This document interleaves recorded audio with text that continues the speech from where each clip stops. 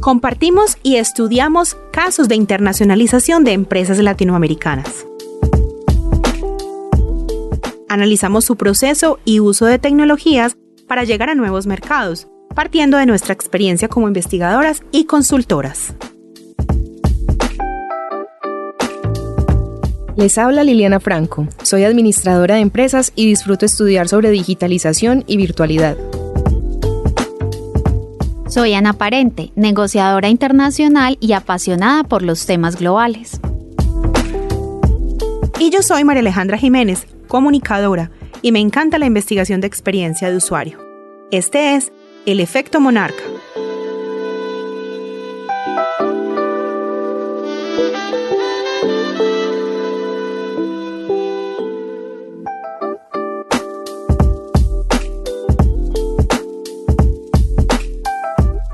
Bienvenidos de nuevo a un episodio de nuestro podcast, El Efecto Monarca.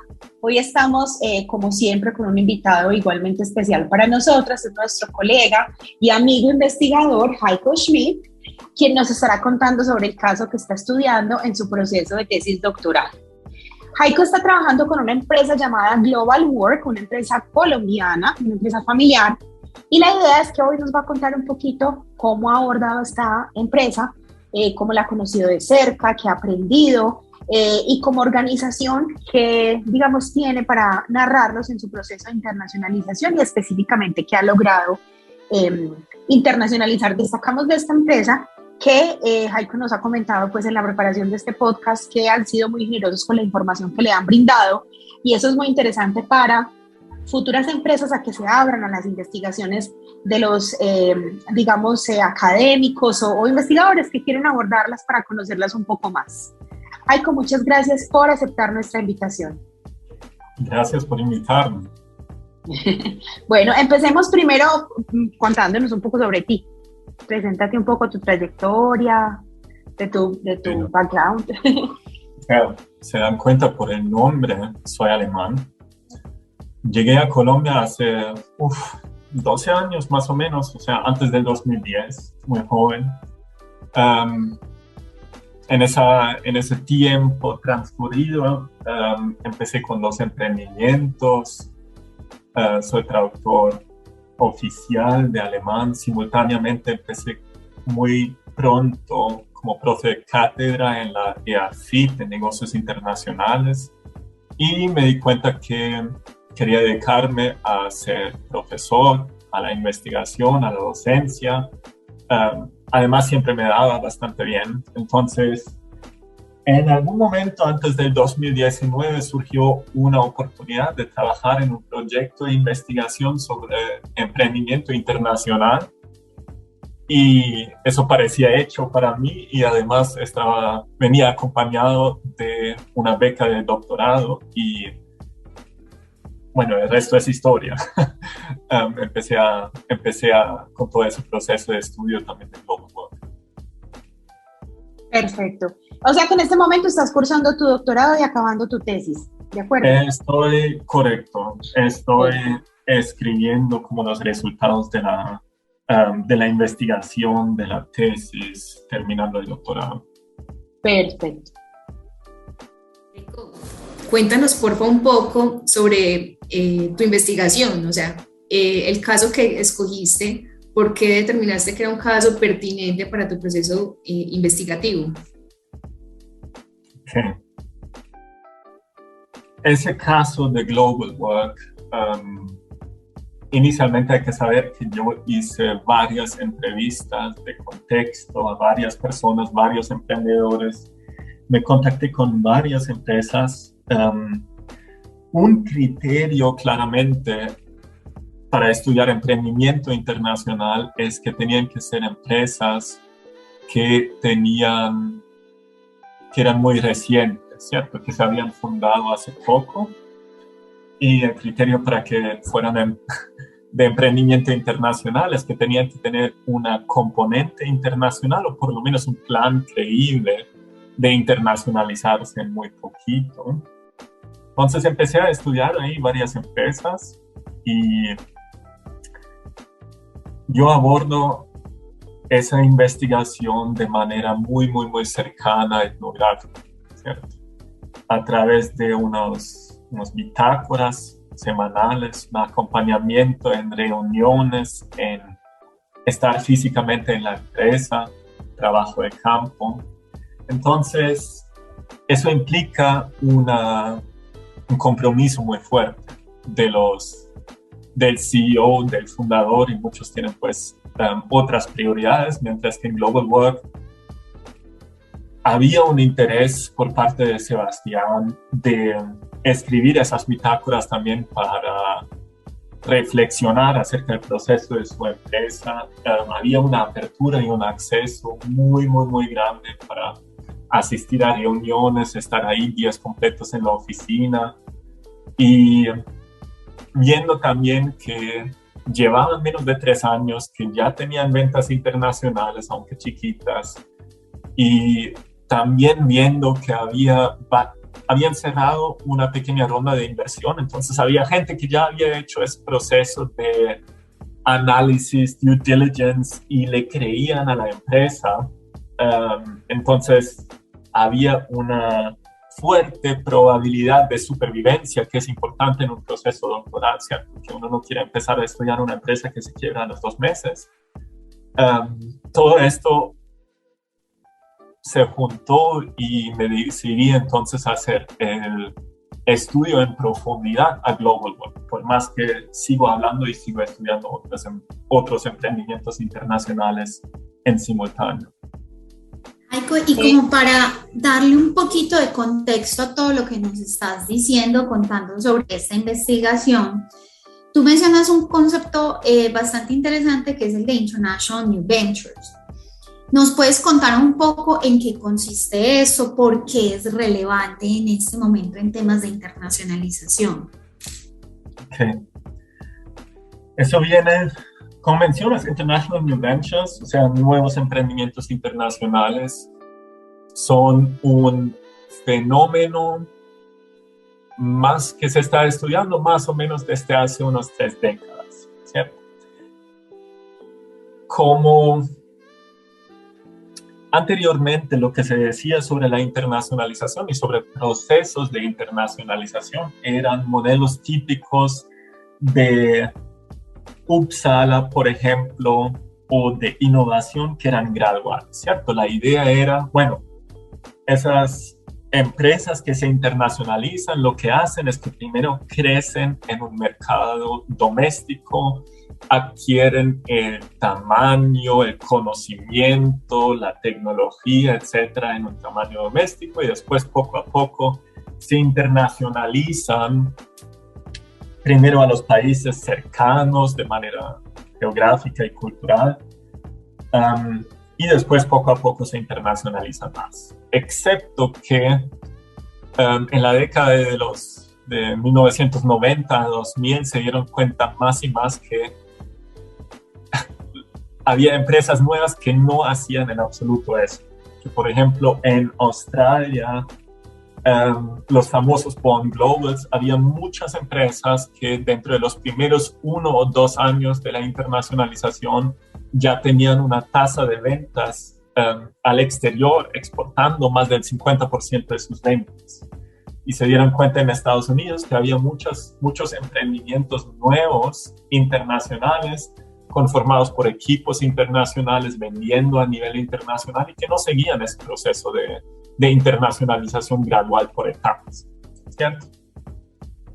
Lo que se forma ahí es un campo que se llama International Entrepreneurship.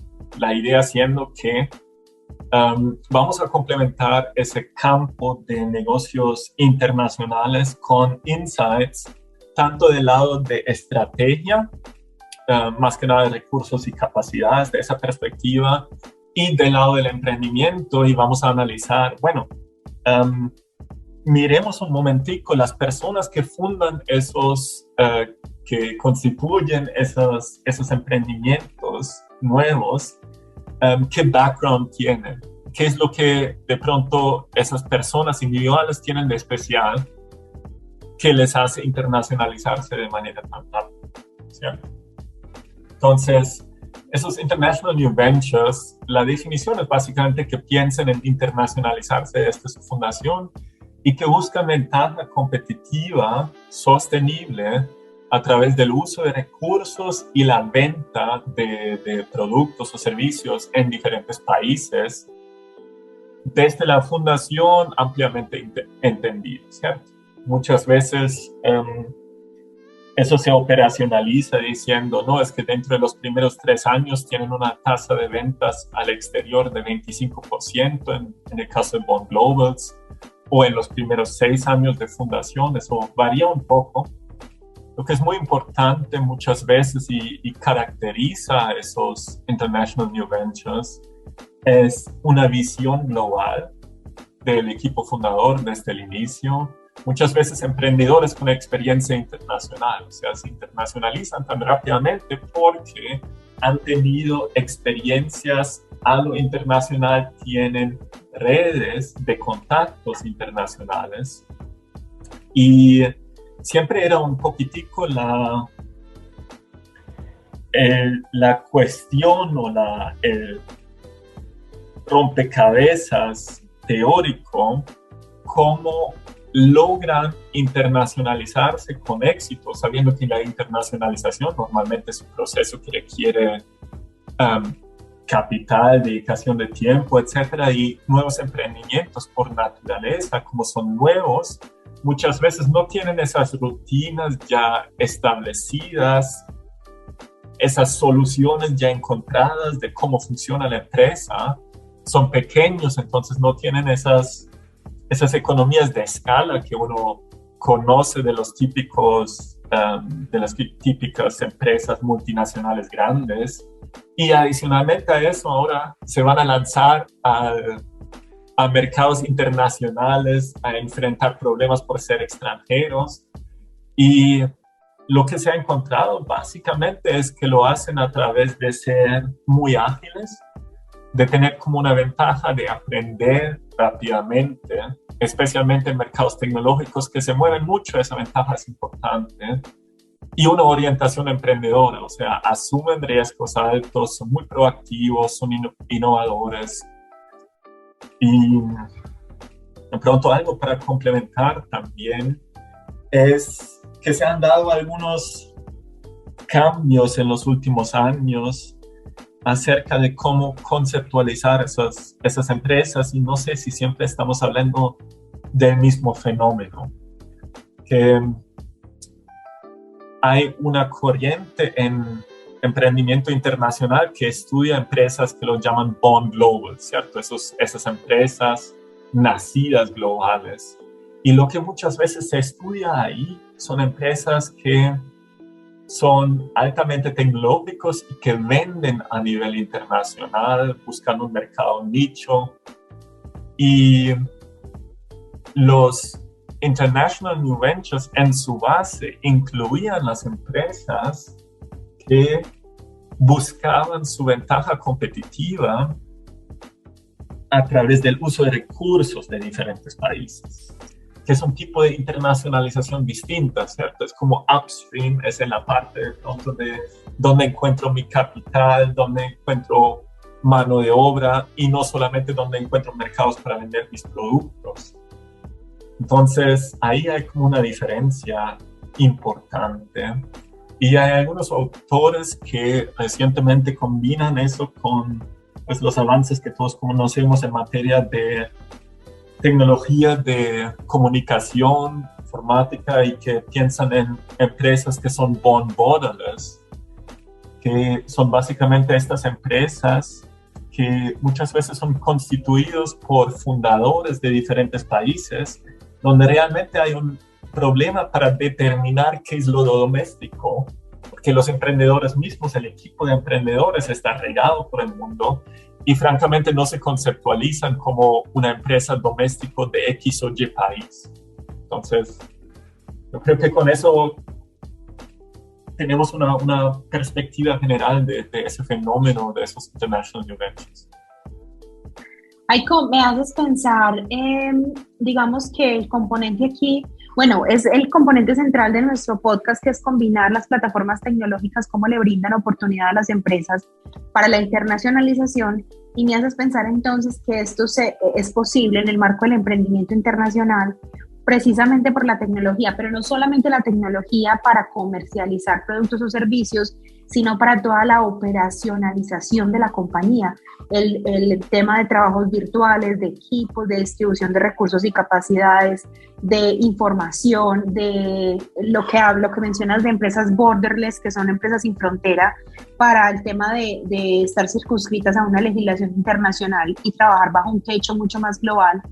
Y me haces pensar que esa condición le puede brindar la oportunidad a personas que se estén pensando la creación de unas compañías o de vender sus servicios así, y que no es tan difícil como era anteriormente, o tan, digamos, de una construcción más burocrática, más pesada, para pasar por todos los ciclos de internacionalización hasta lograrlo como una multinacional. Entonces, ese pedacito sería muy importante como que lo miremos a la luz de la empresa, porque todavía no nos has contado qué hace la empresa, en qué sector está ubicada, qué vende y cómo lo ha logrado con ese componente tecnológico. Ok, entonces, a mí me estás dando varios retos, ya te cuento. Entonces, Globalwork lo que hacen son estudios de seguridad, ¿cierto? Una empresa aquí en Colombia quiere contratar a alguien, tiene que examinar una hoja de vida, tiene que creerla a un candidato, lo que diga en la entrevista. Algunos candidatos por eso tienen un incentivo de pronto mentirle a la empresa para quedar mejor en ese proceso de selección, y lo que hacen las empresas en América Latina, no tanto en otros países, es un chequeo relativamente exhaustivo de background, antecedentes criminales, de pronto entrevistas domésticas, visitas domiciliares, ese tipo de cosas. Ahora, ¿qué es lo que pasa en Colombia, por ejemplo? Ese tipo de información, por ejemplo, si yo quiero validar que alguien estudió el bachillerato en una institución educativa en un pueblo de Colombia, les tengo que llamar, tengo que escribir un correo, quién sabe cuándo me responden. Entonces hay un proceso muy demorado muchas veces en la verificación de esa información que me están brindando los candidatos, y eso por parte de las empresas se hacía de manera muy manual, y por parte de terceros que ofrecían esos servicios también se hizo de manera muy manual. Ahora, no hay razón para hacerlo de manera manual. Si uno tomaría algo de tecnología, de pronto una interfaz en línea para mandar los documentos, construiría una base de datos, hace un enlazamiento de lo que se solicita por parte de los candidatos con bases de datos de la policía o de instituciones educativas, adicionalmente hace una automatización de correos que se envían, etc. Uno puede, digitalizando y automatizando ese proceso de chequeo, puede ganar muchísimo tiempo. Y eso es muy valioso para muchas empresas que tienen una alta rotación de personal, ¿cierto? Si logramos rebajar el proceso de contratación de 2 semanas a 1 semana, o de 3 semanas a 1 semana, y tenemos esa garantía de que reclutemos personas verificadas que no hayan mentido, entonces eso es una ventaja muy importante para algunas empresas. ¿Y ellos cómo tienen un garante global? Perdona que te interrumpa, ¿cómo tienen un garante global sabiendo que los estándares normativos son tan distintos en cada país? No te entendí la pregunta, ¿me repites, por favor? Sí, estabas explicando lo que hace la empresa al respecto de, digamos que agilizar el servicio de contratación a través de verificación de la información, que ya no se hace manual, sino en plataforma. Entonces te estaba preguntando, ¿cuál es ese reto que ellos tienen frente a diferencias que hay entre país y país para la verificación y para las entidades? Pues ese reto es muy grande. Sí. Te das cuenta que, por ejemplo, el servicio está prohibido en Alemania. Y eso te da una idea acerca de la importancia del marco legal institucional de informaciones que afecta cómo se brinda el servicio en diferentes países, ¿cierto? El tema del chequeo de antecedentes es algo no solamente donde la información a nivel nacional se maneja de forma distinta, sino el acceso a la información es regulado y por eso es muy distinto y por eso hay que adaptar bastante fuertemente qué se hace en cada país. Sin embargo, claramente si construyes la tecnología básica de interfaz y de automatización, eso te puede ayudar. Y hay algo que, ya volviendo a la pregunta inicial de pronto, porque no te contesté la segunda parte de la pregunta, que fue la internacionalización de la empresa, no solamente pensado desde las ventas y la exportación de servicios. Yo creo que ahí es lo más interesante que yo estoy viendo por parte de la investigación. Por ejemplo, ¿qué es lo que Global Work hizo después de pasar por la primera incubadora aquí en Medellín? Es constituirse en Estados Unidos, porque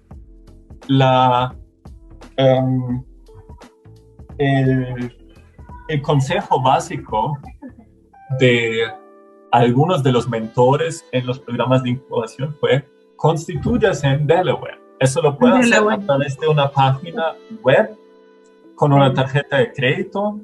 Allá le abren la cuenta bancaria, allá constituye la empresa y no tiene los problemas de estar constituido en Colombia, en Cámara de Comercio, pagando impuestos, y los problemas que tiene para disolver la empresa si le va mal.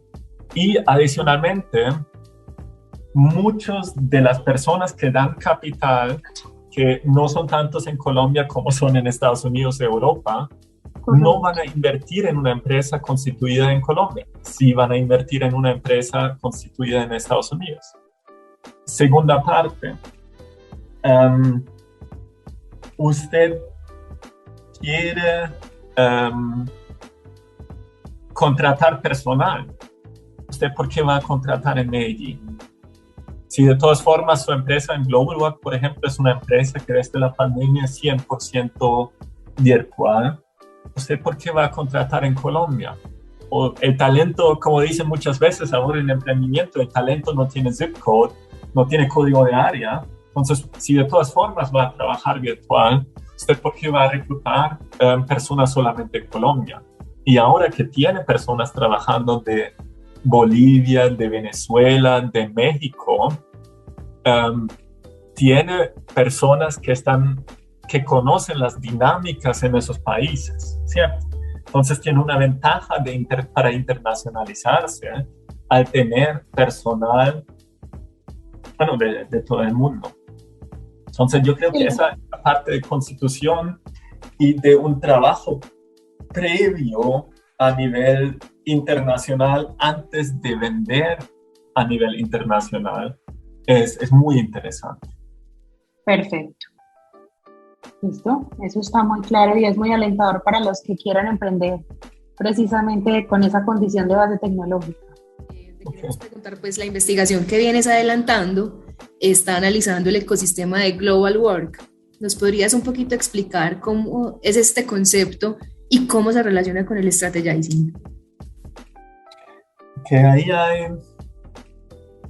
hay algo interesante que vimos. Primero, ecosistema, ahí me refiero más que nada cuando utilizamos en una de las investigaciones, que es hacer la estrategia en conjunto con el ecosistema, en el caso de Global Work. Ahí con el ecosistema nos referimos al ecosistema de emprendimiento en Colombia y en Medellín más específicamente, ¿cierto? Que a veces uno piensa en ecosistemas como plataformas, o sea, mercados de N oferentes y N demandantes. Nosotros nos referimos a un grupo de personas que trabajan en pro del éxito de emprendedores en cierto grupo de emprendedores. ¿Qué es lo que pasa? Yo mencioné, y de pronto eso sirve de ejemplo, que Global Work se se conectó muy temprano a incubadoras y aceleradoras. Por ejemplo, créame, luego una aceleradora en México llamada 500 Startups. Y a través de esos incubadores, aceleradoras, otras personas del ecosistema de emprendimiento que ayudan a emprendedores, Sebastián encontró aliados con mucha cancha, muy capacitados, y fue extremadamente hábil en pedirles su asesoría, sus consejos, pero más allá de realmente reclutarlas para que contribuyeran al crecimiento de la empresa y a la dirección estratégica de la empresa. Nosotros, por ejemplo, ahí, algunos de los ejemplos que damos es que Sebastián no tiene una formación financiera fuerte, y claramente uno lo que necesita en cierto nivel cuando ya recoge inversiones es que necesita un modelo financiero razonable que le permita a uno direccionar, priorizar, planear. Y ese modelo financiero se co-construyó con uno de los inversionistas y mentores. O sea, se sentaron durante un día, varias horas, y construyeron ese modelo. Y como lo expresó Sebastián, no me cobró ni un peso, y claramente eso lo agradece mucho. Hay otras personas que fueron mentores en algún momento u otro, con los que Sebastián habla mucho, consulta mucho, y juntos hacen sentido de la industria, en qué dirección va la empresa, cuáles son los problemas típicos. Y a través de estas personas, Sebastián, por ejemplo, también logró buena parte de la financiación a través de ángeles inversionistas, de contactos con otros ángeles inversionistas. Entonces, eso ha sido muy importante, y realmente es una forma de hacer estrategia que no digamos que es inteligencia de crowd intelligence, pero sí es una forma de llevar la cancha, la experiencia de emprendedores que iban más adelante al desarrollo estratégico de la empresa, y también de llevar la experiencia industrial y internacional de otras personas al direccionamiento estratégico de la empresa. Me parece muy importante, y es algo que creo que se investiga y se mira demasiado poco. La gente cree que no, es que fundamos una empresa, un nuevo emprendimiento, entonces vamos a analizar, es el fundador o los fundadores y de pronto una o dos personas más, pero no miran toda la cantidad de personas en la red personal que han ayudado a dirigir para dónde va esa empresa. Y eso es algo que estoy viendo en todos los emprendimientos que yo investigo. Ellos no hacen sentido del direccionamiento estratégico de su empresa solamente a lo interno, lo hacen con personas que consideran aptos, competentes de su ambiente. Y de pronto, si hay empresarios experimentados o profesores escuchando esto, además que se dan cuenta que en algún momento u otro se han sentado a tener ese tipo de conversaciones con emprendedores, y deberían saber que eso tiene un impacto importante. Bueno, tú mencionabas ahorita las capacidades financieras de Sebastián, el actuar de alguno de las partes que financió el proyecto. Hablemos un poquito de ese tema. Nosotros en el documento, en el artículo, veíamos que hablabas, por ejemplo, de ángeles inversionistas. ¿Nos puedes aclarar un poco más cómo fue ese proceso de financiación de la compañía? Inicialmente constituyeron la empresa con fondos propios, ¿cierto? En otro momento se ganaron a través de una aceleradora esa participación en 500 Startups que mencioné. 500 Startups es una combinación entre aceleradora, o sea, un programa de 4 meses que requirió que Sebastián se trasladara físicamente durante 4 meses a México, que también es otra forma interesante de internacionalizarse, y combinaron eso con una inversión de unos $45,000, si no me equivoco. Después, Sebastián estaba inmerso en ese ecosistema de emprendimiento donde hay varias personas individuales que realizan inversiones en emprendimientos en etapa muy temprana que consideran que tienen potencial. Esos son ángeles inversionistas normalmente. Esos ángeles inversionistas son todavía relativamente pocos en Colombia, y hablando con algunos de ellos se han organizado apenas en los últimos 10, 15 años, y muchos de ellos han tenido la oportunidad, por ejemplo, de emprender o trabajar en emprendimientos en Estados Unidos y tienen cierto capital, por ende, que utilizan para invertir en nuevos emprendimientos.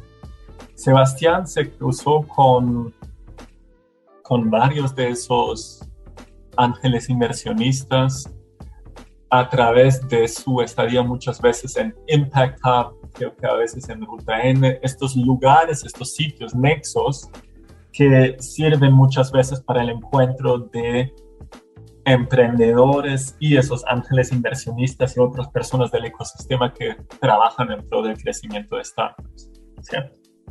Y algunos de esos ángeles inversionistas, pues ellos tienen una red entre sí, se conocen entre sí, dijeron, esto está muy prometedor y voy a ayudarle a Sebastián, voy a abrir una ronda de financiación, voy a ayudarle a Sebastián a juntar una ronda de inversión, y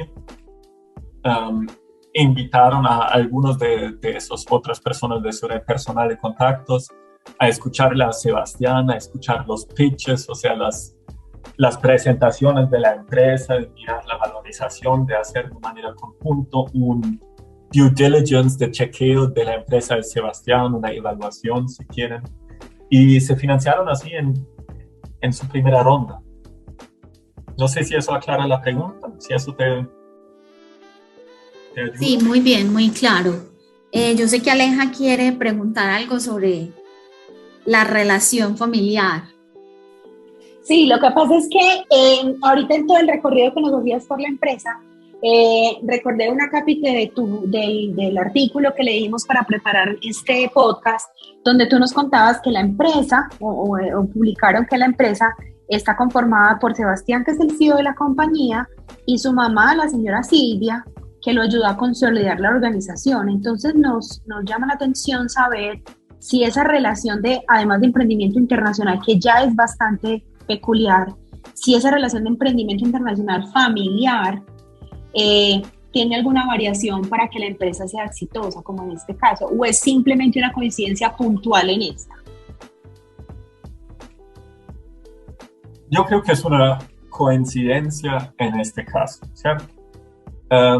¿Tiene efectos? Sí, tiene efectos. Cambia un poquitico las dinámicas. Yo creo que eso es algo que de pronto Sebastián o Silvia le tendrían que contar ellos mismos. Yo creo que básicamente, ¿cómo se puede pensar eso? Hay unas dinámicas entre fundadores, claramente, cuando uno es mamá y hijo, eso cambia las relaciones de confianza, cómo se miran y cómo se evalúan los intereses individuales de cada uno. Claro que ahí hay un cambio en la relación de cofundadores cuando uno al mismo tiempo es parte de la misma familia, ¿cierto? Ahí creo que hay una alineación de intereses interesante. Creo que también hay un cierto impacto en las dinámicas internas, como la cultura de la empresa, que es algo que es afectado por los fundadores, ¿cierto? Esa relación entre los cofundadores familiar de pronto le da una dinámica interna cultural también familiar a la empresa. Eso de pronto se puede notar. Y claro que hay un efecto también en las relaciones externas, de pronto de reputación y señalización, que es claramente una parte de ese señal, de ese efecto de la reputación o las relaciones externas, es la parte positiva que ya mencionamos. Por otra parte, yo creo que para muchos inversionistas externos que esperan como el típico modelo Silicon Valley de la startup unicornio, pues mamá e hijo como que no suena tan bien como Wozniak y Steve Jobs, ¿cierto? Hay como una percepción un poco distinta del emprendimiento. Y no sé si Sebastián se da cuenta, pero muchas veces en el discurso externo, Sebastián se refiere a su cofundadora, no a su mamá, ¿cierto? Como que ese label, ese título es que yo y mi cofundadora vamos a hacer tal cosa y no yo y mi mamá vamos a hacer tal cosa. Puede ser que eso sea muy a propósito también para desenfatizar esa relación que de pronto no se percibe bien de la misma manera, aunque no la sonaría raro, sí, no, sonaría un poco extraño en el ambiente inversionista. Por lo que tú dices que típicamente están dos compañeros de universidad o una pareja o dos amigos de toda la vida, la mamá y el hijo, es muy atípico. Pero es muy bueno porque mira, hemos tenido, digamos, otros casos que hemos ya trabajado en esta temporada y hemos identificado ese componente familiar que le da que le pone como una sala aparte al tema de la internacionalización y tiene su cuento. Yo creo que es algo que más adelante en más temporadas vamos a tratar, pero tiene su melisma para el cuento de la internacionalización. De todas maneras, pues cuando hay un componente familiar, el riesgo se asume distinto, el riesgo a internacionalizarse. Hablábamos un poco sobre cómo Global Work ha logrado esa exportación de servicios a países como Panamá y México. ¿Tú nos podrías contar un poquito cómo se llevó a cabo ese proceso?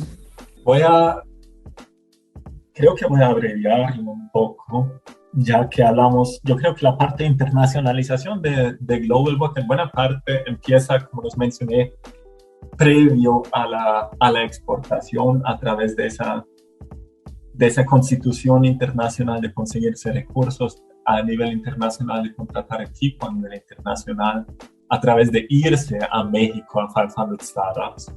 Claro que después, cuando ya estabas trabajando durante 4 meses en México, contrataste ingenieros mexicanos para que te desarrollaran el software y hiciste los contactos allá. Las ventas en México después son relativamente más fáciles, ¿cierto? Entonces, algunos de los clientes mexicanos son directamente consecuencia de eso, de esos contactos. Y otras de las ventas a nivel internacional son claramente a través de subsidiarias de clientes existentes, o sea, empresas multilatinas aquí de la ciudad, que probablemente a algunos se les ocurrirán, tienen sus filiales en Panamá, en Costa Rica, en México, y es relativamente fácil, habiendo ya entrado y siendo proveedor de estas empresas, de brindarles también un servicio igual o similar en Panamá, en México. Hay una clara adaptación que se necesita para el servicio que se brinda no es todo el servicio, por ejemplo, de chequeo de la misma forma, hay que adaptarlo. Y yo creo que algo que es muy interesante es ver que Global Work ha evolucionado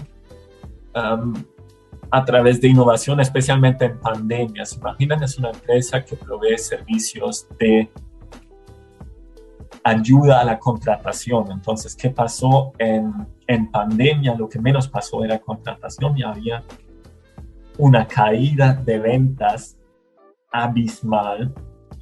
Y en ese momento, claro que Global Work lo que empezó a hacer era innovar y buscar otros servicios para sobrevivir, para ofrecer, y uno de esos es soporte emocional. Y resulta que ese apoyo de soporte emocional parece que se internacionaliza de forma muchísimo más fácil a nivel latinoamericano que el servicio muy regulado y con servicio dominante, pues con diseño dominante como es el chequeo de antecedentes, ¿cierto? Las empresas en ese chequeo de antecedentes ya tienen una idea muy fija de qué es lo que hay que hacer, cómo hay que hacerlo y qué es lo que necesitan, mientras que ese servicio de soporte emocional que se parece un poco a telepsicología para el trabajo, apoyo emocional, no es algo que tiene como un diseño dominante establecido, donde las empresas saben exactamente qué es lo que quieren y cómo debería ser. Y resulta que es muchísimo más fácil, según lo que yo creo ver, internacionalizar ese tipo de servicios. Entonces, eso es algo que empresarios que se van a internacionalizar claramente deben contemplar, a ver si tienen una oferta que se internacionaliza de manera fácil o no. Pero bueno.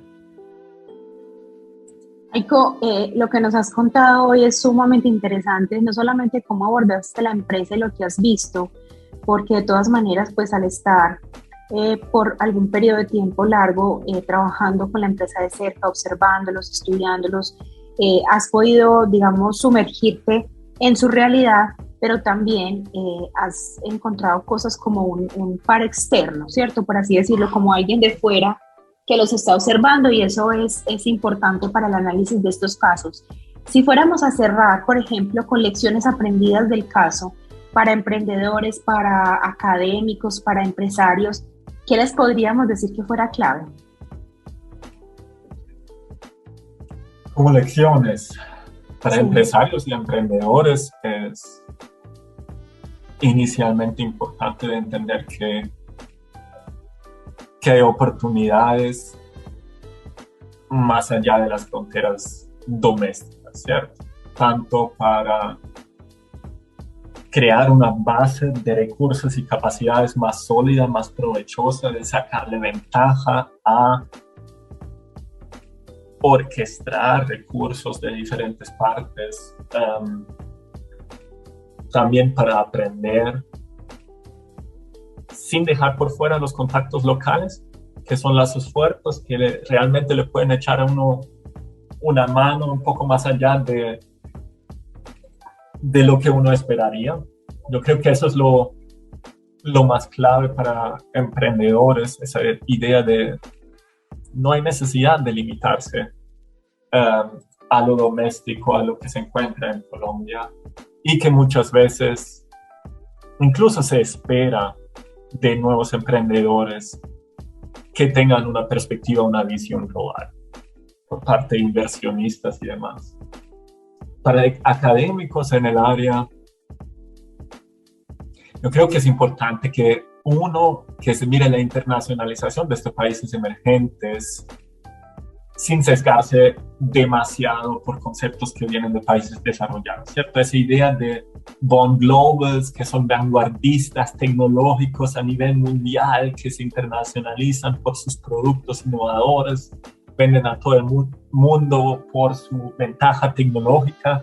Yo creo que eso no es la realidad en muchos países emergentes. Entran más bien a mercados globales un poco rezagados, pero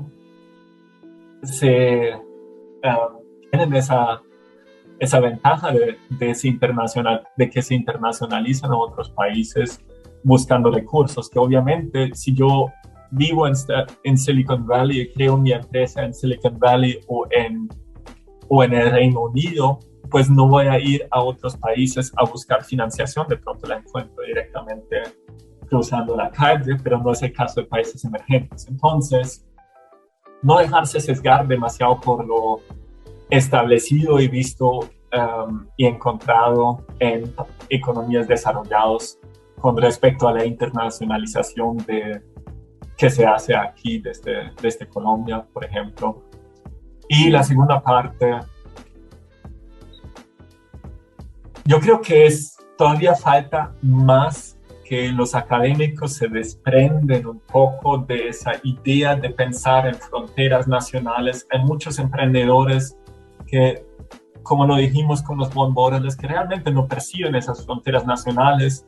Por ejemplo, emprendedores en la industria de juegos no ven, sería para ellos absurdo tratar de limitarse a solo a un mercado doméstico. Sería más difícil para ellos de tener un producto en español que solamente se vende para personas en Colombia y que no se ofrezca en otros países, ¿cierto? Entonces, hay que mirar de pronto de manera más abierta, más allá de la teorización de binaria como de doméstico e internacional, cómo realmente se crean las empresas en este momento. Y yo creo que esa nueva realidad empírica en algunos sectores, eso todavía no se ha visto en la academia.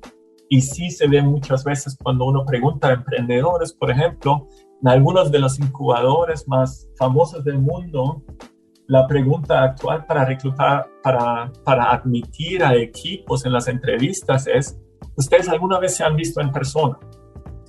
Y esa idea de que una empresa es doméstica y solamente de un solo país, eso no es necesariamente algo que se ve. Muchos de los emprendimientos que se fundan en ese momento también de alto impacto, se fundan por personas que no viven en un solo país o que se mueven entre países y de pronto por cofundadores que no conviven en el mismo país y sí son equipos de emprendimiento eficaces. Yo creo que esa perspectiva es importante. Sí, lo que nos decías de empresas sin zip code. Correcto. Exactamente. Aiko, muchas gracias por todo lo que nos has contado hoy. Ha sido maravilloso esta conversación que hemos tenido con este caso en particular y con tu investigación. Te deseamos muchos éxitos en la finalización de tu investigación de tesis doctoral. Y recuerden a todas las personas que nos están escuchando el día de hoy que la investigación en la cual nos basamos para esta conversación del día de hoy la pueden encontrar en nuestras redes sociales del Efecto Monarca. Muchas gracias por escucharnos de nuevo y recuerden que nos pueden encontrar en su plataforma de podcast favorita.